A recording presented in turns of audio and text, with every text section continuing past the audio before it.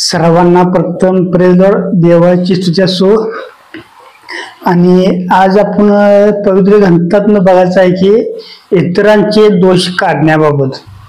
आणि ज्यावेळी प्रभू येशू ख्रिस्त जगात होता त्यावेळी त्यांनी जी आम्हाला शिकवण दिल्या ती शिकवणीबद्दल आपण जरा बघायचं आहे। आणि त्यांनी आता जे सांगितले इतरांचे दोष काढण्याबाबत, आज लोकांनी फार चांगली सवय आहे। तर ती काय सवय आहे? ह्यो काय केला, तो काय केला, तो काय करला, ह्यो करलाय, नुसता दोष बघत असतात। आणि तुला असं केला, ह्यानं असं केला, असं नुसतं सांगत नुसतं असतात। त्याबद्दल देव काय म्हणतोय ते आपण बघूया। तर मत्ती शुभवर्तमान 7वा अध्याय त्याचं पहिलं वचन बघा, तुमचे दोष काढण्यात येऊ नयेत म्हणून तुम्ही कोणाचे दोष काढू नका। आज जे विश्वास ठेवणार त्या सर्वांना माहिती आहे की प्रत्येकाचा न्याय होणार आहे। आणि काय म्हणतो बघा, आणि ज्यावेळी आमचा न्याय होणार त्यावेळी आमचा दोष तिथं निघून नये अशी जर आपली इच्छा असेल तर आम्ही सांगतो की देवाचं विनंती की तुम्ही इतरांचे दोष काढू नयेत। आणि तुम्ही इतरांचे दोष काढणार तर तुमचं पण दोष काढण्यात येईल असं देवाचं वचन सांगतंय। पुढे काय म्हणते का दुसरा ते, कारण ज्या प्रकारे तुम्ही दोष काढाल त्या प्रकारे तुमचे दोष काढण्यात येतील। आणि ज्या मापाने तुम्ही मापून द्याल त्याच मापाने तुम्हाला मापून देण्यात येईल। आम्ही जसं दोष काढणार लोकांचं त्या पद्धतीने आमचे पण दोष निघणार आहेत। आणि आम्ही ज्या मापानं घालणार आहे त्याच मापानं आम्हाला परत मिळणार आहे। ही देवाची योजना समजून घ्या तुम्ही। आणि बघा पुढे म्हणते तिसरं म्हणजे काय, तू आपल्या डोळ्यातले मुसळ ध्यानात न आणता आपल्या भावाचे डोळ्यातले कुसळ का पाहतोस। बघा देवाचं वचन स्पष्ट म्हणते आमच्या डोळ्यामध्ये काय आहे, मुसळ आहे। आणि जे आमचे इतर बंधू पण आहेत त्यांच्यातला आम्ही कुसळ बघालोय। देवाला सांगायचं काय तर जो आमचा पुढला जो भाऊ बहीण आहे त्यांच्यापेक्षा दोषी आम्ही आहे। आणि देव म्हणतोय पहिला तुझ्या डोळ्यातलं बघ मग लोकांच्या डोळ्यातलं बघ असं देवाला म्हणायचं आहे देवाला।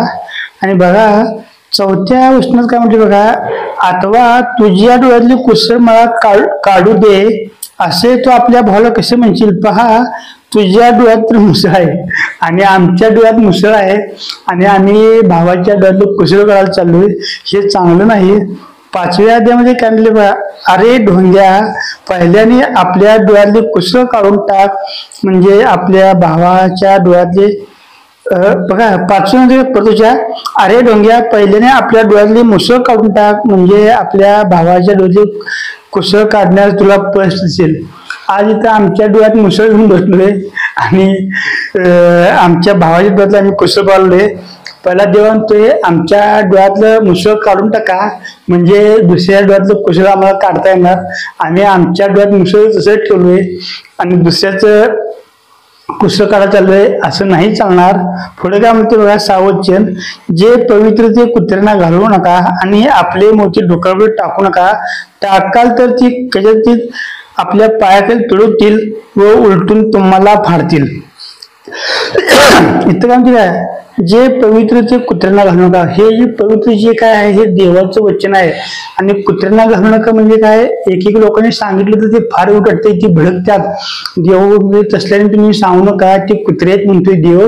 आणि बघा आणि डुकरापुढे टाकू नका म्हणले। आणि ही जे देवाचं वचन आहे ती जी लोक जे ऐकून घेत नाही देव त्यांना डुक्कर म्हणतोय आणि त्यांच्यावर टाकू नका म्हणतोय।